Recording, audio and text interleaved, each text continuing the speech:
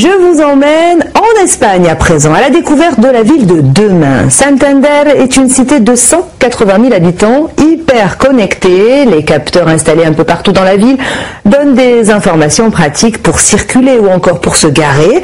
Il s'agirait même de la ville la plus connectée au monde. Alors, comment ça marche? C'est ce que nous avons voulu savoir.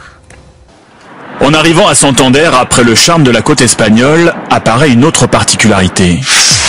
La ville est bardée de capteurs électroniques. Il y en a à tous les coins de rue avec leurs antennes relais, sur les bus, dans les taxis, jusque dans la chaussée. En tout, près de 20 000 qui transmettent en continu toutes sortes d'informations. Qualité de l'air, température, intensité sonore pour dresser la carte des zones rouges les plus bruyantes. Ils surveillent aussi la densité du trafic routier et offrent des services concrets. L'aide au stationnement en pleine rue par exemple. Dans ce secteur, on voit qu'il y a 13 places. Bon, maintenant, il y a 12 places libres. Et dans cette rue, il y a 3 places qui sont libres. Au bout des rues, un panneau indique en temps réel les places disponibles. Inutile de tourner au hasard pendant des heures. Partout dans le centre-ville, Santander a déployé ce type de capteur. Il détecte le champ magnétique. Quand une voiture vient se positionner au-dessus, il sait que la place est occupée. Les transports publics aussi sont connectés. Chaque bus a sa balise de suivi. À tout instant, sa position est indiquée. Il suffit de scanner la vignette de l'arrêt de bus avec son smartphone. Ça y est.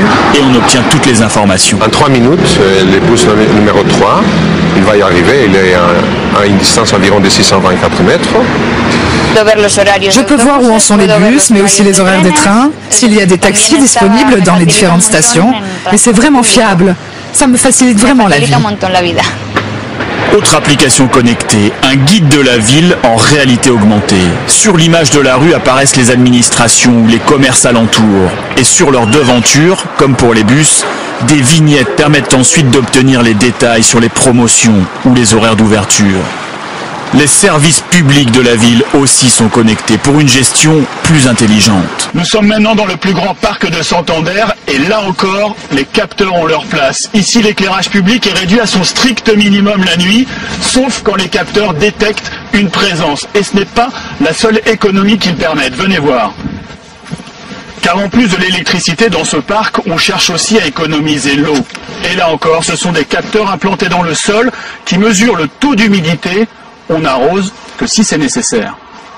En pleine crise, il est fondamental d'utiliser au mieux l'argent public. Et la technologie nous permet cela, d'optimiser le fonctionnement des services publics, faire plus avec moins. D'après les premiers résultats, l'éclairage public connecté permet près de 50% de consommation électrique en moins. Et Santander compte bien développer encore le principe. On va déployer des capteurs dans les poubelles. Ça va permettre d'adapter la tournée des camions en fonction des niveaux de remplissage des poubelles. Et aussi, on va déployer des capteurs au niveau des tuyaux de l'eau pour mesurer en temps réel la qualité. Bientôt, tous les services publics seront équipés, mais Santander est déjà souvent considéré comme la ville la plus connectée du monde.